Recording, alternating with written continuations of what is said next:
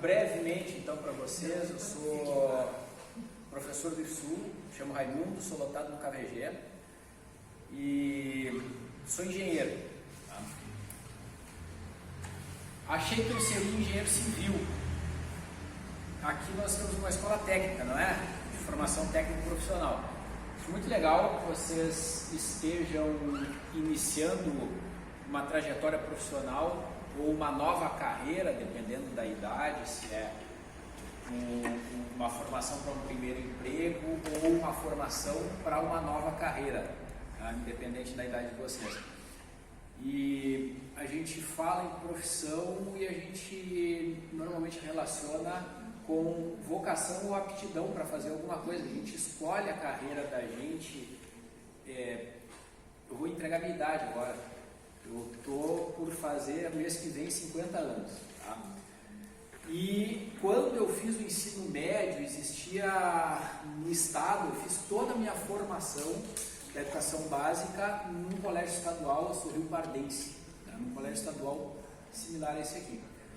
E tinha lá na minha época, no ensino médio, existia uma área de formação do ensino médio que era PPT, Preparação para o Trabalho, ou Magistério. Tá? Meninos e meninas, ainda tinha essa diferença de carreiras. Normalmente as meninas iam para o Magistério, os meninos iam para o PPT, que eu nem sei o que era de fato. Até hoje eu não sei o que era o PPT direito. Né? Mas aí entrei na graduação, né? Acabei o ensino médio, fui fazer a graduação, aí aquela recomendação de pai na minha época, tu tens que fazer algo que te dê dinheiro, né? Não falava em satisfação pessoal, nem vocação, nem nada. Tens que procurar uma profissão que te remunere bem.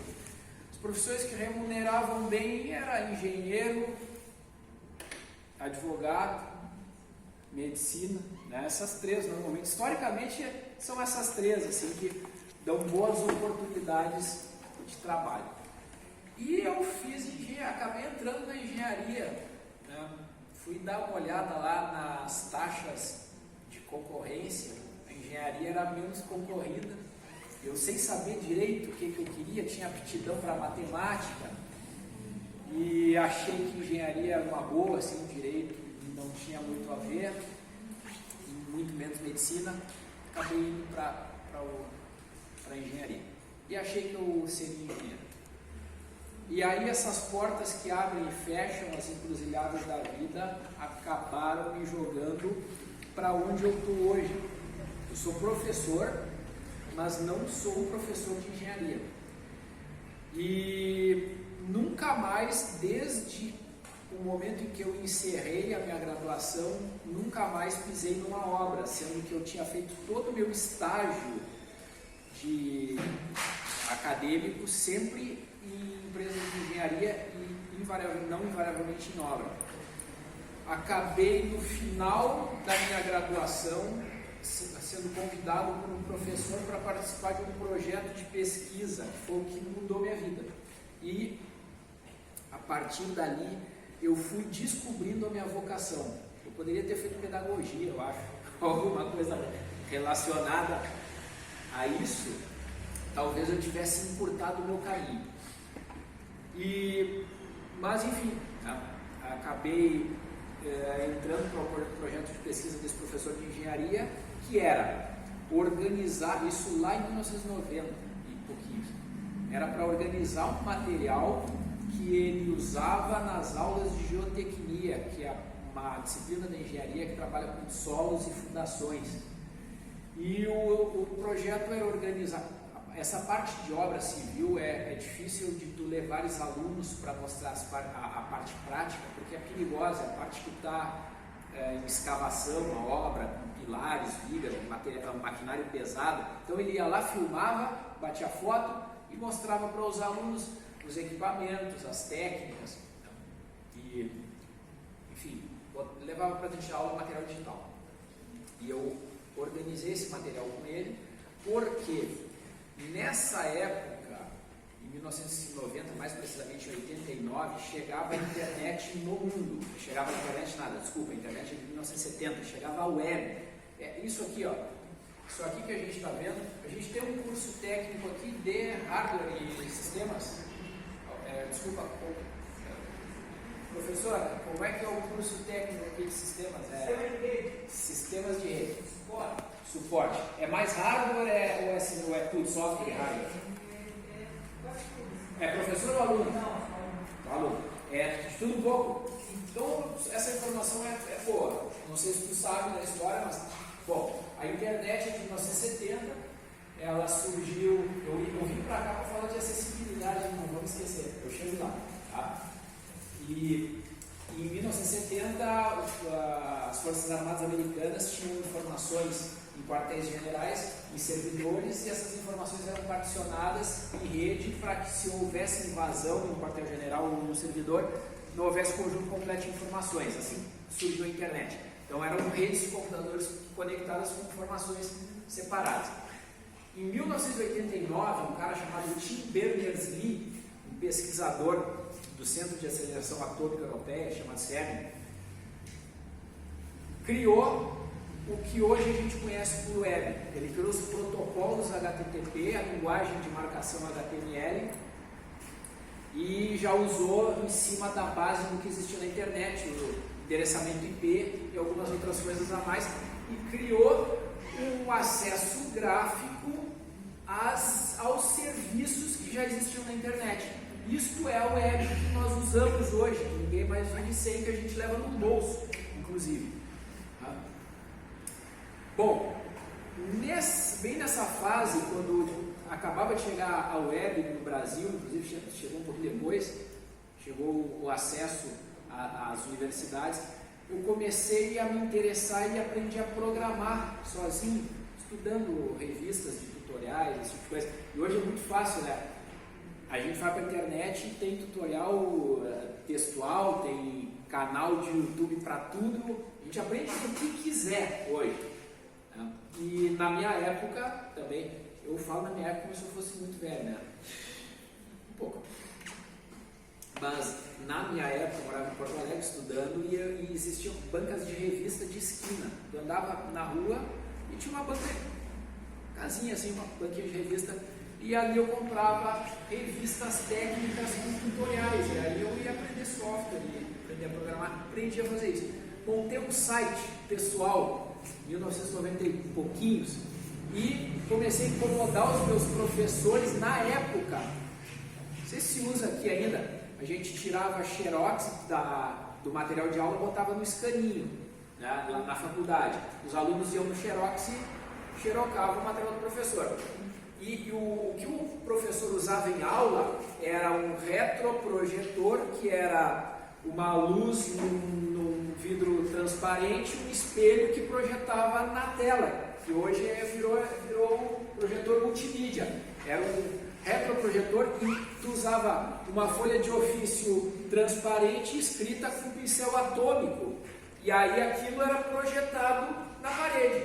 Era a tecnologia que existia. Aquelas lâminas transparentes o professor fazia cópia e botava para os alunos fazerem xerocar. O que eu fazia? Bem nesse período, alguns professores, e não invariavelmente as lâminas e o material dos professores era à mão mesmo, escrito, né? Começava a se usar softwares de edição de texto, era o WordStar, não era nem o Office, nem o Word. Então tinham arquivos digitais. Eu comecei a incomodar os professores, que eram os mais moderninhos, a me darem os arquivos para eu botar no meu site. E aí eu ganhei notoriedade dentro da escola de engenharia, porque eu fiz um repositório de conteúdos das disciplinas de engenharia. Isto me levou ao convite para eu participar do projeto de pesquisa do professor, para organizar esse material dele, me levou para o mestrado. Eu fiz o meu mestrado em ensino de engenharia, com essa organização de material na web, que na época não existia o nome repositório. Eu criei um repositório sem saber que existia esse nome, na época não existia, e aí minha engenharia foi no saco, né? Acabei entrando no mestrado, fazendo ensino de engenharia, fui para um doutorado em informática na educação, acabei por um caminho natural fazendo concurso para professor e virei professor do Instituto Federal, e é o que eu faço com o maior prazer da minha vida. Realmente gosto. Cheguei até a me emocionar. Por quê? Isso aqui que eu estou fazendo é uma coisa que eu adoro fazer, né? De poder estar conversando e compartilhando essas experiências todas que a gente vai construindo ao longo da vida. E a gente está há 3 anos, né, sem poder fazer isso. É a primeira vez que eu estou fazendo isso depois de 3 anos. Parece uma eternidade. Isso me emociona. Mas bem, então, e começo a trabalhar com desenvolvimento de projetos para a web. Quando eu chego no Instituto Federal, a minha área de concentração principal é tecnologias da educação, e em função de demandas que começaram a surgir, comecei a ter que trabalhar, produzir, estudar acessibilidade nos projetos que eu atuo. E aí, bom, parecia uma loucura que eu estava falando de engenharia, mas cheguei onde eu queria agora, tá? Então, as duas coisas que eu faço hoje nas minhas atividades profissionais, e como eu sou professor do Instituto Federal, de uma instituição federal, a gente trabalha superior, né, de ensino superior, a gente trabalha com ensino, pesquisa e extensão, e são as coisas que eu faço. Isso aqui que eu estou fazendo é uma responsabilidade que a gente tem em passar um pouco da experiência, das informações, do conhecimento que a gente vai acumulando ou vai produzindo e entregar de volta para a comunidade, para vocês. Tá? Então, as duas coisas que eu faço é trabalhar com tecnologias educacionais e acessibilidade no sentido mais amplo. E aí entra numa questão bastante importante. Eu não sei se agora aqui na plateia tem alguém com deficiência visual ou com alguma limitação visual. Suponho que não tenha ninguém surdo ou ensurdecido, se não teria um intérprete aqui comigo. Tá? Mas são os dois grandes grupos de pessoas com deficiência. No último censo de 2010, deveria ter saído no censo de 2020, não saiu, está saindo agora esse ano. No censo de 2010, deu uma porcentagem em torno de 24% a 27% no Brasil todo de pessoas que se autodeclaram com deficiência. As deficiências são várias, e hoje em dia, deficiência não é só essas mais, eu vou chamar de clássicas, não sei se é o nome mais adequado, mas nós temos surdos e ensurdecidos, cegos e baixa visão, e deficiência intelectual, e deficiência motora ou mobilidade reduzida, que não tem nenhum impacto cognitivo, né? E as mais importantes para nós são as que de alguma forma dificultam acesso a conteúdo ou a compreensão do conteúdo. E aí está diretamente relacionado ao que eu vou mostrar para vocês. As dificuldades que a gente tem para ter acesso ao conteúdo, mas isso não vale só para a pessoa com deficiência ou limitação. Se a gente trabalhar com cuidado, promovendo quebras de barreira no acesso a conteúdo, ou a gente pode extrapolar quebras de barreira para tudo, né? A gente fala em acessibilidade universal para qualquer setor, para qualquer serviço, a gente acaba beneficiando absolutamente todo mundo, não só as pessoas com limitação. Então, eu venho aqui tentar botar uma pulguinha atrás da orelha de vocês, de todas os cursos técnicos, professores, alunos ou comunidade em geral, para que a gente pense nisso, que a gente se coloque um pouco nessa condição de olhar com cuidado o que a gente faz, as nossas ações, sejam pessoais ou profissionais, para que a gente quebre barreiras. Tá? Então, eu começo mostrando para vocês um projeto que é desenvolvido no IFSU, na verdade uma cooperação que existe entre o IFSU, o Instituto Federal do Rio Grande do Norte, que é o IFRN, o Instituto Federal do Ceará, o IFCE, a Secretaria de Educação Profissional e Tecnológica do MEC e a Rede Nacional de Pesquisa RNP. Um grande projeto que eu estou tendo a oportunidade de coordenar esse projeto, e olha que interessante, vocês lembram que eu falei que o que me tirou da engenharia foi um projeto de pesquisa no qual eu fui bolsista em 1900 em Guaraná com rolha, tá? Que eu fiz um repositório sem existir o jargão, a expressão, o termo repositório naquela época, mas já era a mesma filosofia. Eu desenvolvi um site HTML e coloquei coisas penduradas para o pessoal baixar. O que me levou à CETEC foi o meu histórico de trabalho a partir daquele meu início de carreira. Isso aqui é um repositório de recursos educacionais para a educação profissional e tecnológica, ou seja, tem conteúdo de interesse de vocês aí dentro, não sei se vocês já conheciam. É um repositório público com todos os materiais com licença livre, vocês podem pegar o que quiserem aí dentro, sejam professores ou alunos para estudar, professor para usar nas suas aulas, ou para até adaptar material, vocês podem usar e fazer o que quiserem. Um detalhezinho, é só citar a autoria de quem produziu, só, o resto vocês podem fazer tudo. Esta é a filosofia de educação aberta. Tá? Esse repositório, vocês estão com os telefones de vocês na mão, hein? Por favor, digitem lá proedu.rnp.br, vai abrir no telefone de vocês. Vamos fazer uma brincadeirinha aqui, ó. Enquanto vocês estão digitando aí, vamos ver o que vai aumentar de número de usuários em tempo real aqui. Ah, esse sistema aqui é um sistema de monitoramento das informações daquele repositório. São relatórios gerenciais para tomadas de decisão, mas tem essa coisinha legal, proedu.rnp.br. Olha lá, ó, já subiu um tanto, hein? Tava 41 aí, já tem gente conectada. Agora querem ver que legal? Vamos ver se a gente se acha aqui.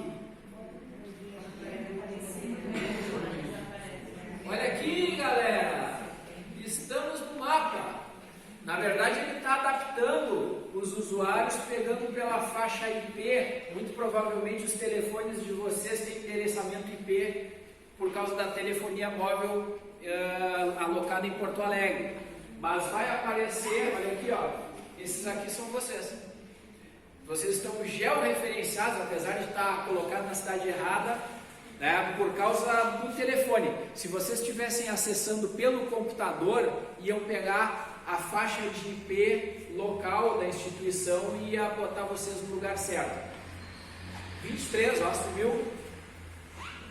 Tá aí? Show! Então, o que vocês vão fazer? Vamos entrar agora no nosso assunto. Dentro do Proedu, vocês vão digitar acessibilidade. E vão ver os seus... Opa, digitei errado. Acessibilidade. E vamos ver o que vai aparecer de conteúdo sobre acessibilidade. Olha aí. Recomendação técnica de acessibilidade em recursos educacionais digitais. Não por acaso é o que eu vim falar para vocês. Não é? E aqui está o resultado do Proedu. O Proedu é um repositório de recursos educacionais e a gente fez um estudo sobre como promover quebra de barreiras em conteúdos digitais.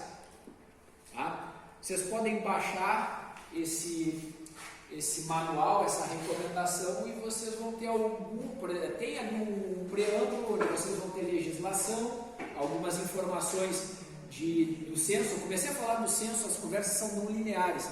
Eu falei do censo do IBGE, que em 2010 dizia que a gente tinha 24 a 27% de pessoas autodeclaradas com deficiência, e em Pelotas, isto representa, na verdade no Brasil inteiro, mas em Pelotas é 1/3 da cidade de Pelotas, ou seja, 1/3 da população brasileira, mas botando isso dentro de Pelotas, 1/3 de Pelotas, ou seja, 100 mil pessoas aproximadamente se autodeclaram com deficiência. E Pelotas é uma cidade muito peculiar porque tem uma estrutura de atendimento muito robusta para pessoas com deficiência. Nós temos o centro de autismo, nós temos a Escola Alfredo Jung, a Escola Luiz Braille, temos pelo estado o CAPSI, temos o CAPTA pela SMED, temos as associações todas de atendimento, as associações de pai, a PADPEL de crianças com Down, a PAJAD de jovens com Down, a Amparo para autistas. Temos um monte de instituições de apoio, é muito robusto o cenário em Pelotas. E mais um motivo então para a gente prestar atenção nas dificuldades que a gente pode provocar ou na quebra de barreira que a gente pode provocar ou promover para as pessoas com deficiência ou limitação. E aí a gente começa a falar, por exemplo, bom, se a gente está falando em conteúdo digital, esse conteúdo digital ele tem que estar em algum lugar, tá? Ou no computador do professor, ou no computador do aluno que baixou, ou ele está pendurado em algum lugar como esse repositório. Começa por aí, o repositório tem que ter a possibilidade de quebrar barreiras, ou seja, permitir que a pessoa chegue onde ela quer chegar dentro do sistema. Então, o que é necessário fazer para quem é desenvolvedor, quem está cursando aí o curso técnico em hardware e sistemas, né? Não, rede de sistemas. Como? Desculpa. Redes de sistemas. Redes de sistemas. Tá. Bom, o cara tem que chegar aonde ele quer chegar. Para cegos, normalmente, eles usam ledores de tela. Ledores de tela é um sistema que vai sintetizando em voz artificial o que está escrito em texto. Então existem técnicas para tu montar os teus sistemas para que um ledor de tela leia corretamente o sistema.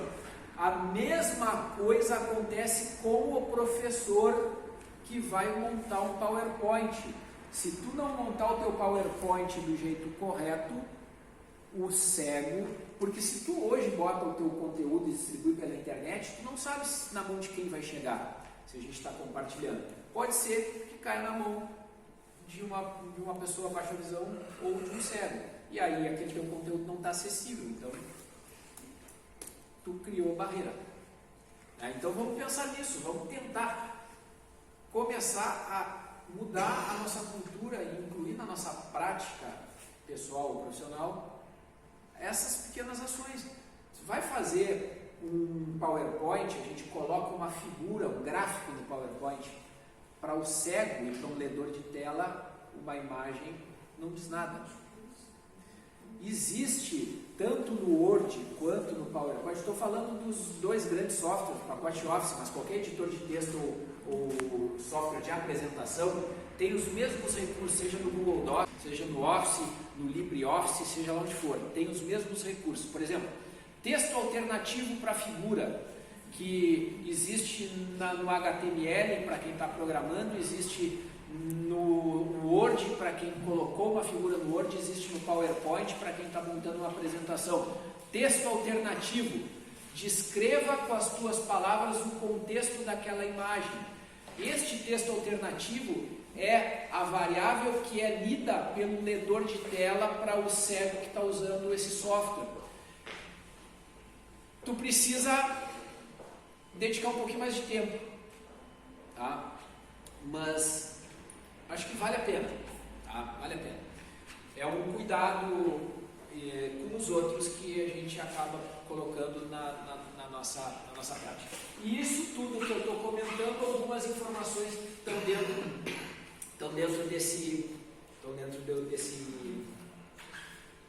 dessa recomendação. As coisas de informática, eu estava preparado para exemplificar que eu estava com as coisas prontas no meu computador, mas aí por um adaptador de HDMI aqui que não tem coisas que eu vou só comentar com vocês, para vocês depois, se quiserem investiguem, se quiserem me procurar para seguir a conversa, podem me procurar. Eu sou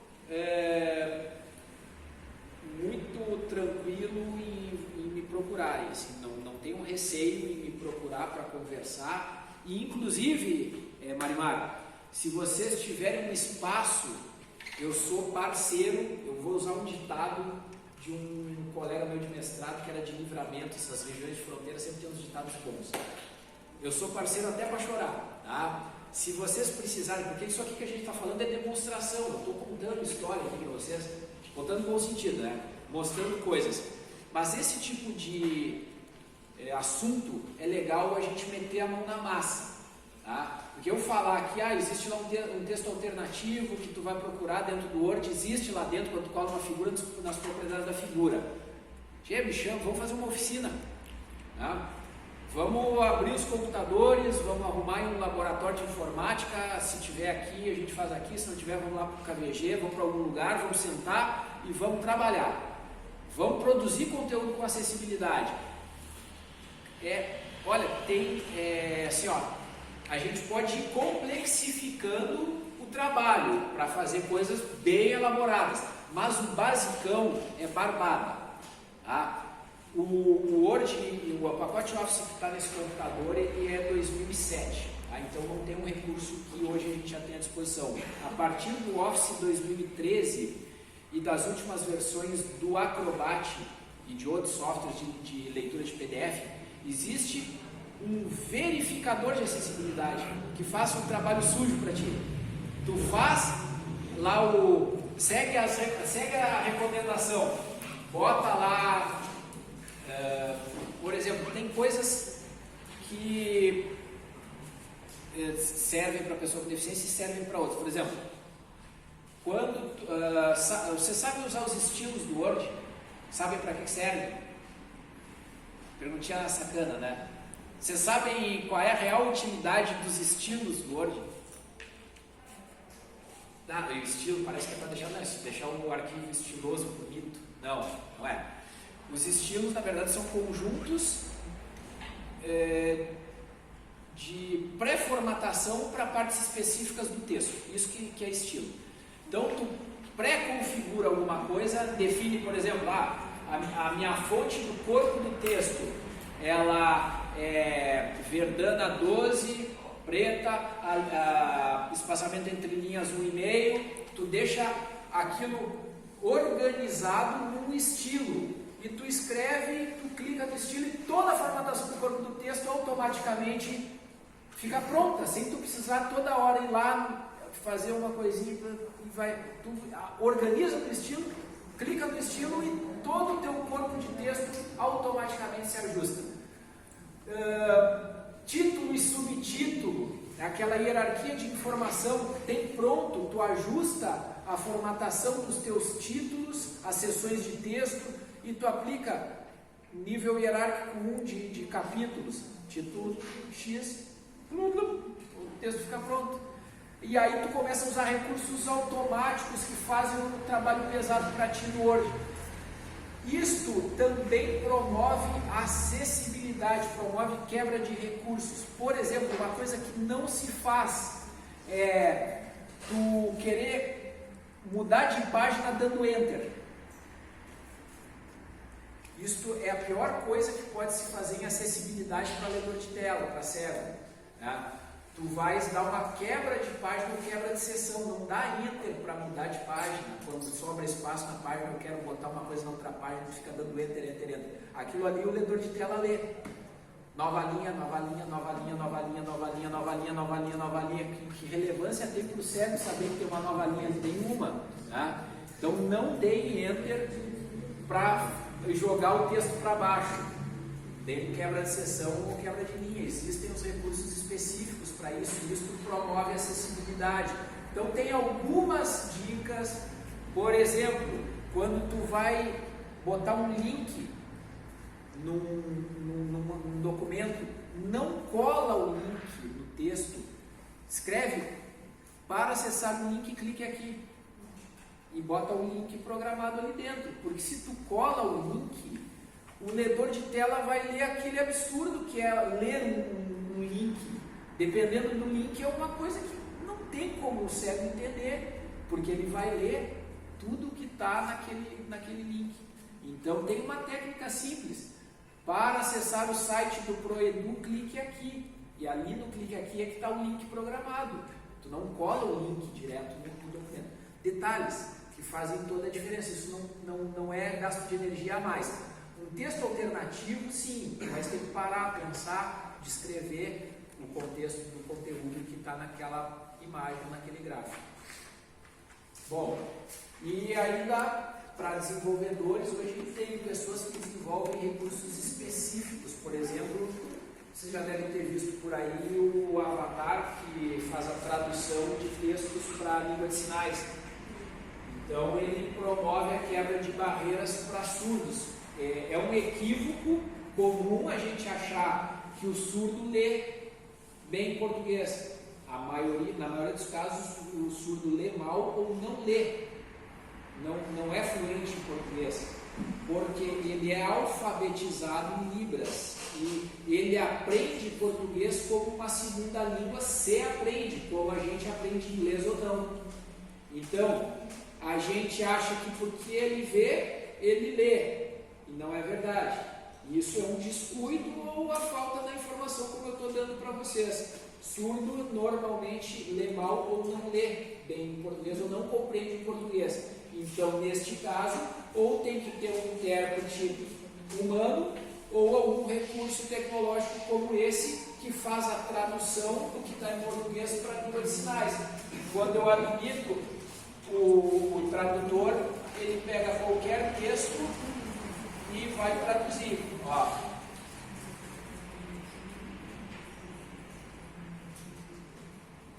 Está traduzindo a frase que eu cliquei. Está transcrevendo, está fazendo a tradução e interpretação.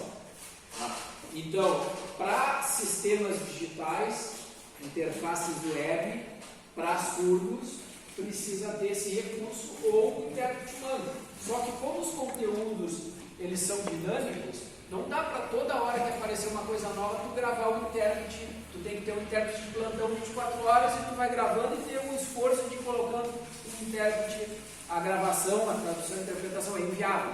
Nestes casos, esse sistema ele usa uma técnica de inteligência artificial e o que tiver colocado textualmente no sistema, o avatar faz a interpretação.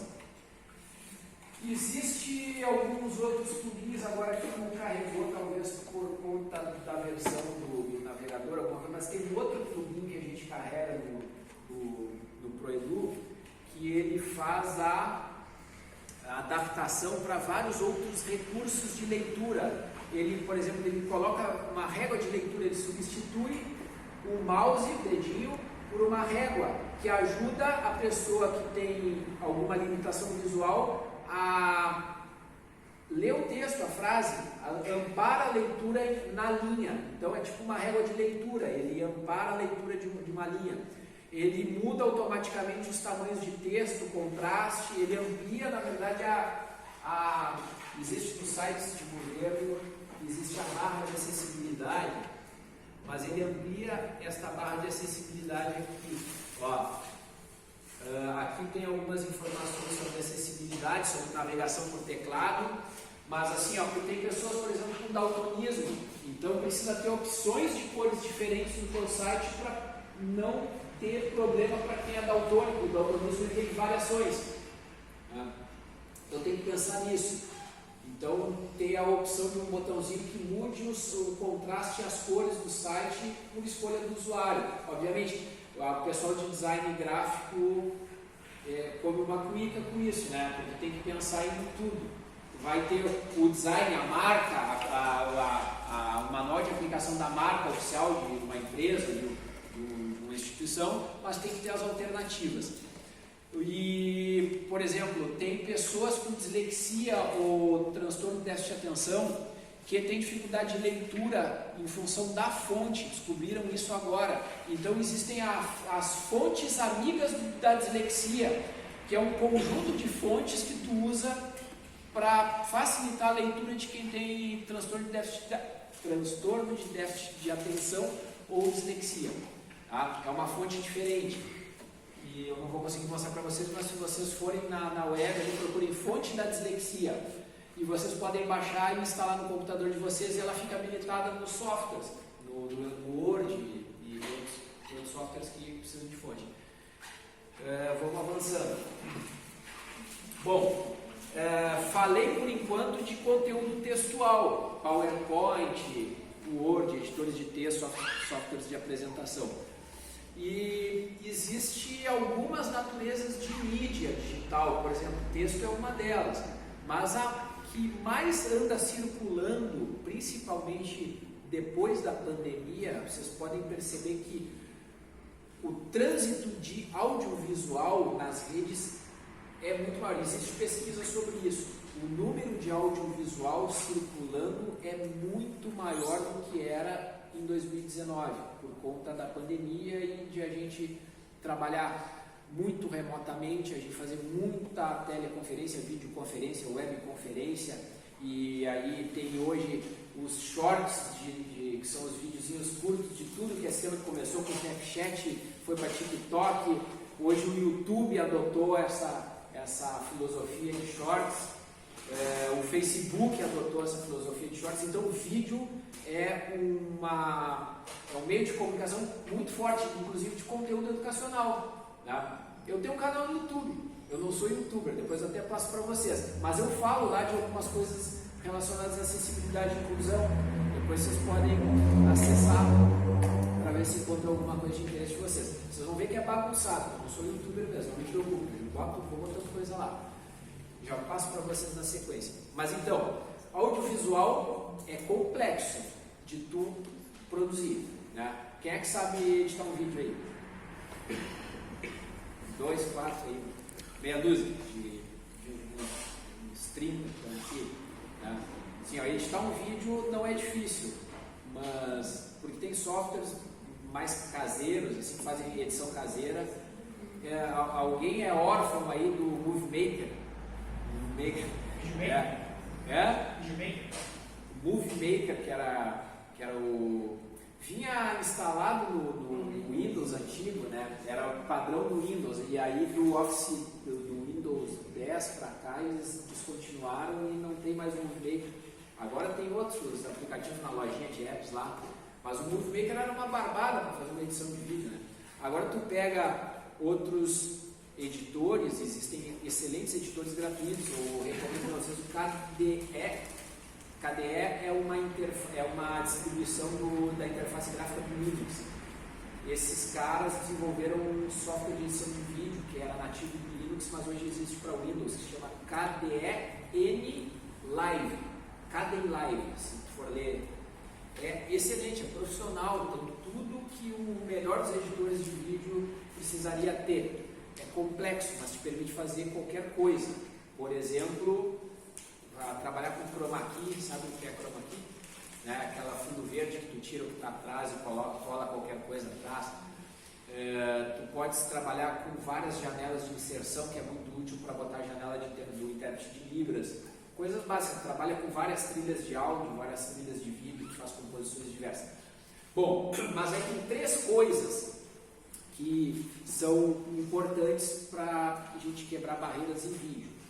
E aí, aqui nessa recomendação lá do ProEdu, a gente mapeia as naturezas de mídia e as tecnologias assistivas que cabem em cada uma. Por exemplo, numa interface web, numa página web, tu tens que ter a tua programação aderente a um padrão internacional chamado WCAG, que é um padrão da W3C, que é o organismo que coordena os padrões da internet. Então tem um padrão chamado WCAG, que é o padrão de acessibilidade para sistemas digitais e web. No Brasil ele é adaptado ao chamado padrão eletrônico de acessibilidade no governo eletrônico chamado EMAG, que é uma derivação do WCAG. Isso para páginas web. Para textos, ele tem que estar adaptado para leitor de tela. Então, tem padrões para adaptar o conteúdo textual ao leitor de tela. Mas para vídeo, são 3. É legendagem descritiva, interpretação em Libras e audiodescrição. Então, tu tens que ter um roteiro para o teu vídeo, tu tens que ter o roteiro da interpretação em Libras, tu tens que ter o roteiro da audiodescrição e o roteiro da legendagem.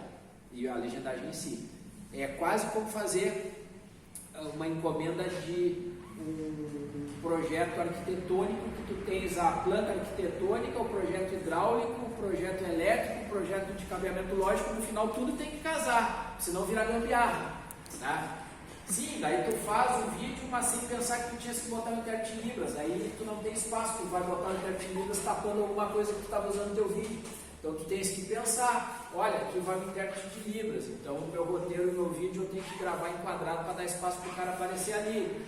Ah, mas eu tenho audiodescrição e eu tenho que ter tempo para uma segunda trilha de áudio descrever coisas gráficas que o cego não está vendo. Só que o cara começa a falar, quem está aparecendo no vídeo não para e não dá uma brecha para o cara poder botar a trilha de audiodescrição.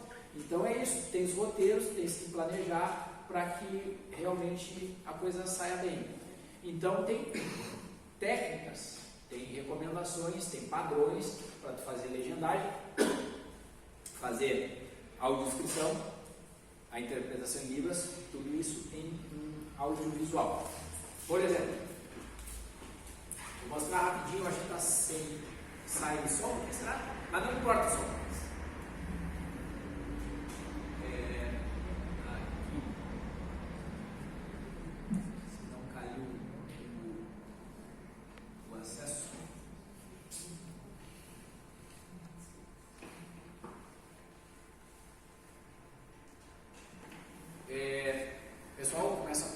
Eu começo a falar e não paro, vocês, Marimar. Tá, a gente cuida do tempo.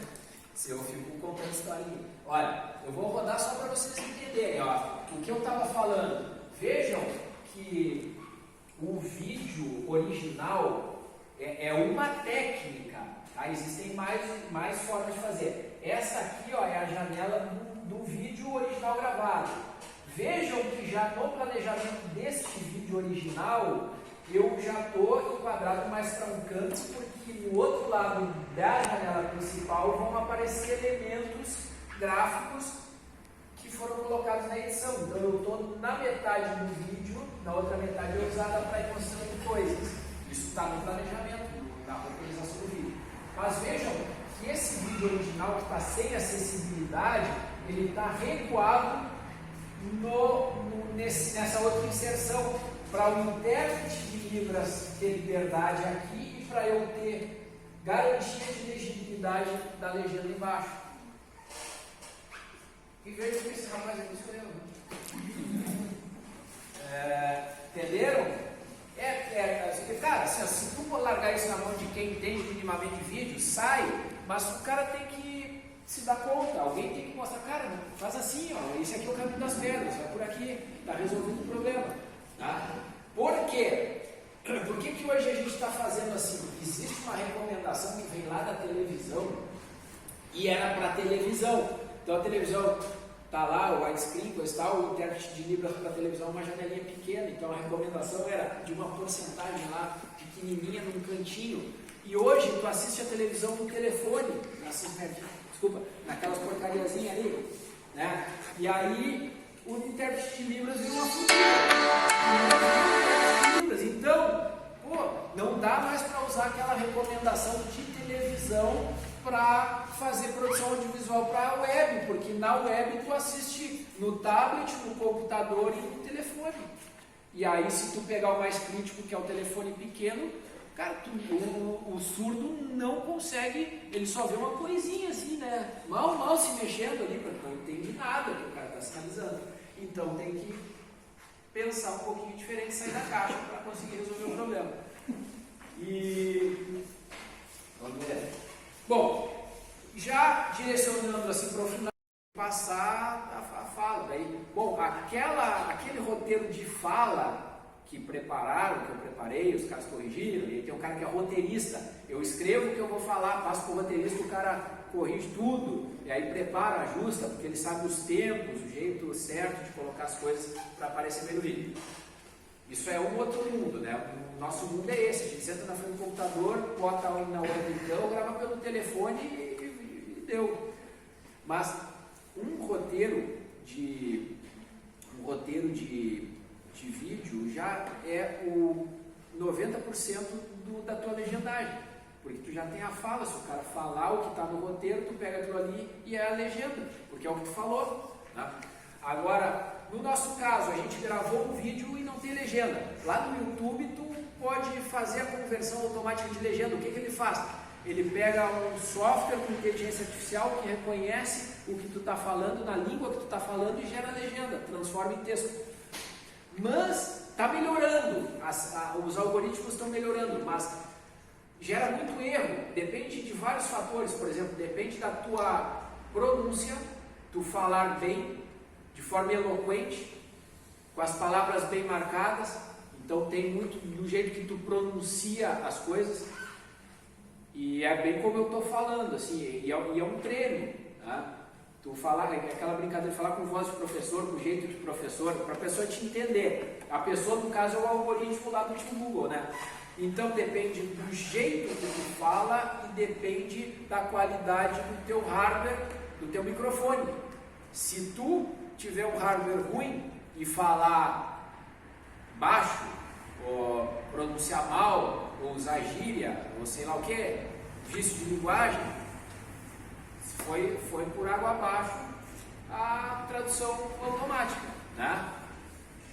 Então tem que cuidar disso. E aí tu tens que ir lá e ajustar a mão, corrigir a legenda automática, que era para ser um recurso que não era para dar trabalho. Na verdade dá mais trabalho do que qualquer outra coisa. Se tu já tivesse o roteiro, não ia dar trabalho. Então,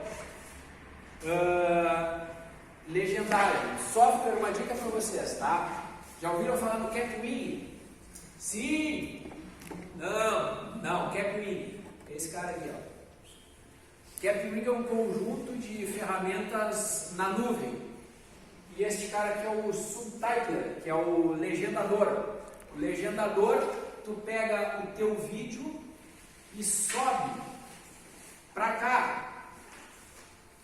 Faz o upload do vídeo aqui e ele vai abrir essa interface e faz rapidinho a legendagem das tuas falas e tu vais poder editar seguindo as normas para legendagem, porque para cada tantos segundos de tela tu pode ter tantas palavras que é o tempo de leitura que quem está acompanhando o vídeo tem. Então ele já segue algumas regras e tu vem aqui e tu tem uma ferramenta super intuitiva para editar. Ele faz o reconhecimento da voz, coloca o texto e tu já ajusta a legendagem. Ele tem uma transcrição super boa, Capwing, e tem outros recursos para você usar de edição de vídeo e tudo mais. Mas este aqui é um bolaço, que é o legendador. Um outro cara que olha aí, ó, o outro cara que faz isso muito bem é esse aí, se chama Web Captioner. Olha só, ele está pegando tudo que eu estou falando e praticamente não comete erro. Sabe como é que funciona? Tá. Deu match. Ó, cometeu um erro. Deu match. Deu match. Não foi isso que eu quis dizer. Olha só. Ele tem um algoritmo, ele usa a inteligência artificial para identificar erros de transcrição. E se ele acha que ele transcreveu errado uma palavra, ele analisa o contexto da frase e troca a palavra. Por isso que ele tem um nível de acerto absurdo. Eu vou falar de novo perto aqui, que daí ele vai capturar bem. Também depende da qualidade do hardware. Assim, e depende muito do jeito que tu fala. Se tu falar de forma eloquente, com uma pronúncia boa, com um hardware bom, ele não vai errar. Opa! Alguma coisa não deu certo aí. Tá? Mas ele funciona super bem. E aí, obviamente, se tu usares no celular, com fone do celular, com microfone, fica super bom. É uma outra opção, Web Captioner. E aí, ele salva em texto toda aquela tua sessão de fala. Então, tu podes tem uma barbada que é tu pega um vídeo sem legenda, bota a rodar no teu computador com ele ligado, e aí ele vai transcrever o teu vídeo sem legenda e vai gerar o texto do teu vídeo, que serve também para várias coisas. Tu pode oferecer o conteúdo do teu vídeo só em texto, ou tu pode usar esse texto gerado por ele para puxar de volta como legenda do teu vídeo. Pelo menos o grosso da legenda está ali. Tá? Então, Capwing, Web Captioner. E agora, para encerrar, uma notícia em primeira mão. Esse vídeo aqui que eu mostrei para vocês, ele é de um curso que está sendo finalizado, vai ser um curso aberto, gratuito. Curso aberto em produção de livros educacionais abertos com acessibilidade. Tá? Estamos finalizando esse curso, muito em breve vai estar no ar. Me procurem, não esqueçam de me perguntar por ele, porque daqui a pouquinho ele vai estar liberado para vocês. E por fim, vou fazer o meu jabá. Procurem no YouTube Raimundo Ferreira Filho, ou Raimundo Filho, no nome do meu canal. Tem alguns vídeos ali, eu gravo, às vezes, nessa fase aí de teletrabalho online, fazia conferências, palestras, assim como eu estou fazendo, fiz bastante coisa online, e gravo alguns vídeos sobre algumas coisas específicas, assim, de tutoriais, ou algumas coisas sobre acessibilidade, inclusão e tecnologias educacionais, desenvolvimento social, coisas do tipo. Vocês vão encontrar alguma coisa ali. Se gostarem, se inscrevam lá para dar uma valorizada no trabalho. Gente, espero que eu tenha atendido as expectativas de vocês, que eu tenha dado alguma informação que vocês tenham considerado relevante e que tenha feito sentido para vocês. Tá? Era o meu propósito. Se eu conseguisse fazer isso minimamente, bem à noite. Tá? Obrigado pela atenção de vocês.